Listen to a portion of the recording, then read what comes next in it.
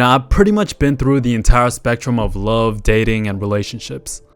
From being a simp to the guy that had a crush on his girl best friend, to the friend zone, to having that period of low self-worth and low confidence, real awkward, afraid to talk to girls, and then finally getting a girlfriend and then becoming the devout long-term relationship guy. And it's so funny because back then I was like, I would never hook up with a girl. Hookup culture is disgusting. I was just real young and idealistic about love all the way until my very first heartbreak. And then just having a really dry and lonely phase of my life, to being in the dating market, to online dating, to becoming jaded about love, to being a boy, and then going back to being celibate again. I mean, you guys know this. I've told so many stories on this channel. And I've kind of taken you through this journey of being naive and idealistic about love, and then realizing certain unflattering realities about love, dating, and relationships. But truth to be told, I think no matter what, deep down inside, there's always a part of me that's gonna be idealistic about love. Like, as corny as it sounds, I think I'll always be the guy that still believes in love, even if that pure, genuine love becomes less than 1%. Because as long as that 1% never hits zero, I'll always have something to look forward to.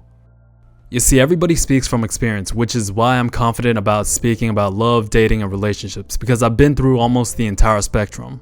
Obviously, aside from having a wife and family, of course, which is ideally the end game. But whether it's you, me, your friends, your coworkers, your siblings, even your parents, whoever it is, right?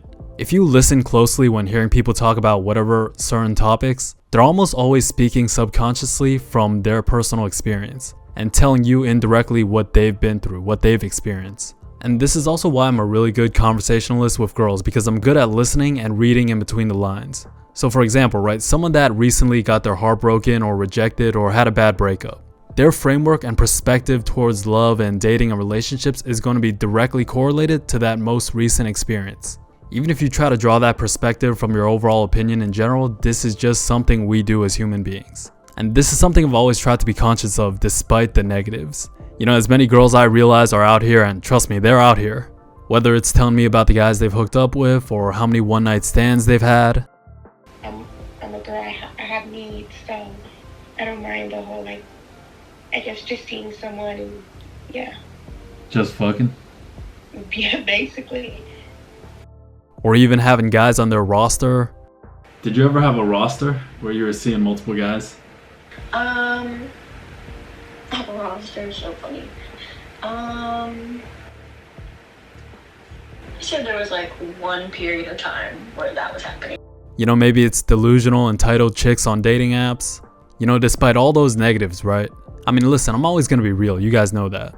But all I need to know is that it's out there. All I need is that feeling that I've experienced before. That feeling of that pure, genuine love.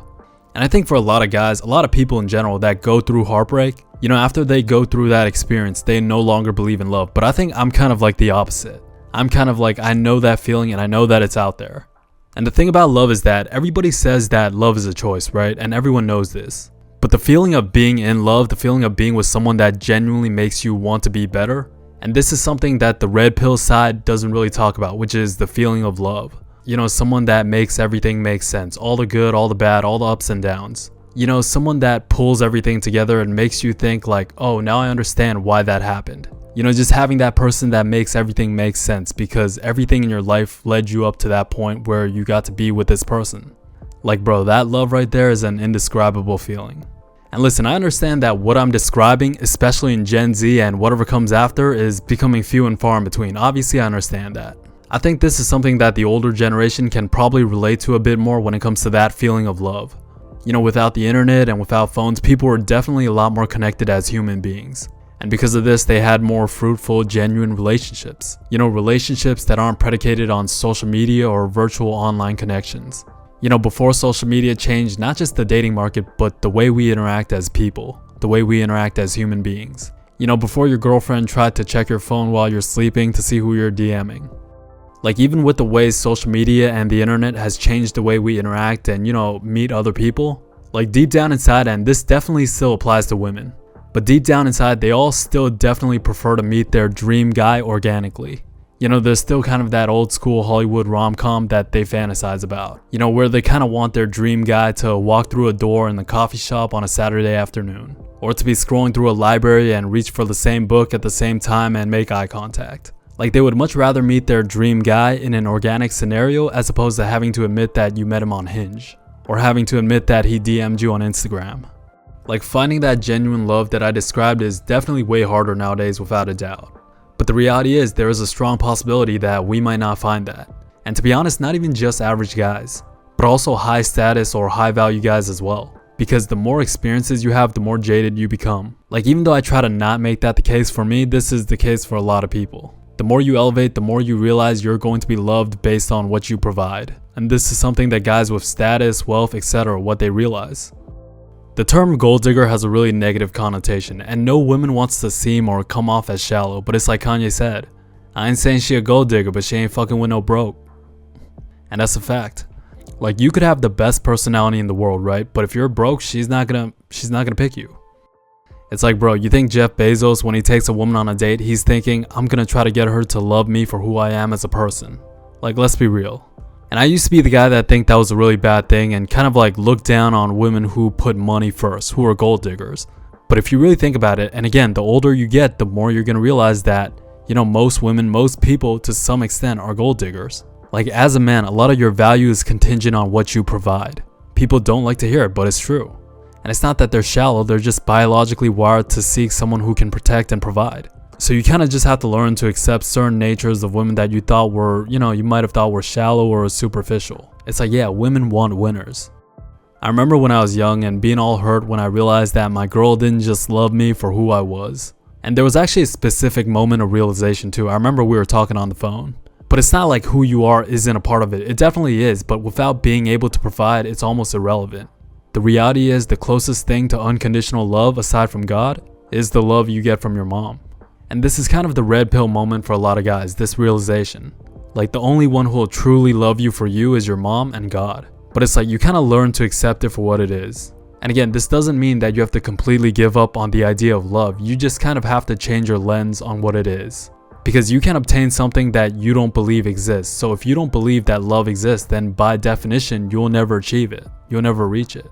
If you believe that they're all terrible and shallow because they love based on what you provide, then yeah, you're probably not gonna ever find a good girl. You just kind of have to change your perspective on love and its definition. Like love is still a choice, right? But just because a part of why they chose you is based on what you provide, it doesn't make that love not real.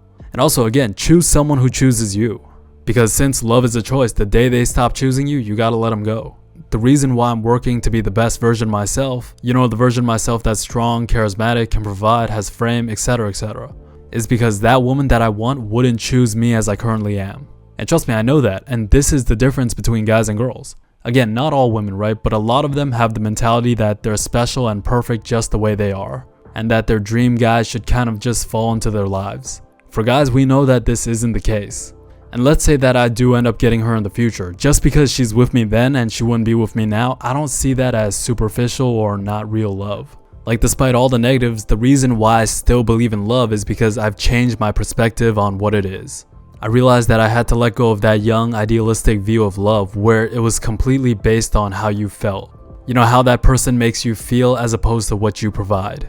And when you kind of think about it, that's kind of the unique case with high school sweethearts. Because when you're young, neither of you really thought about what the other could provide when you got together. You know, she wasn't thinking about what was in your bank account or what was your career or what car you drove or what you do for a living. And you weren't really thinking about her body count or having a promiscuous past or even what kind of wife she would make. You know, you guys are both young and you guys just enjoyed being around each other. You guys enjoyed the way you made each other feel, and that was enough. Like that young love is essentially why old people reminisce on it all the time. It's why they reminisce on that feeling of young, passionate, innocent love. It was purely based on a feeling and not what you provided.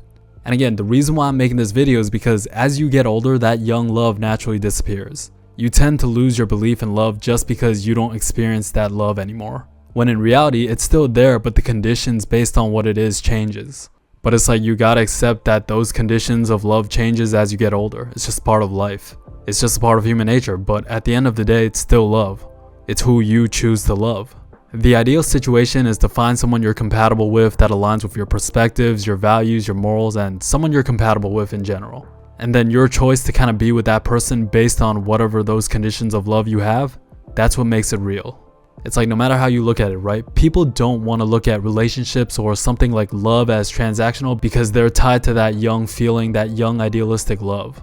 But the reality is that love is going to be based on conditions. No matter how much you think you love this person for who they might be, who they are, there's something they would do that would make you lose that love for them. And the only true unconditional love comes from God. Thank you for listening. I love you. I appreciate you. With that said, make sure you stay true. I'll talk to you real soon. Peace.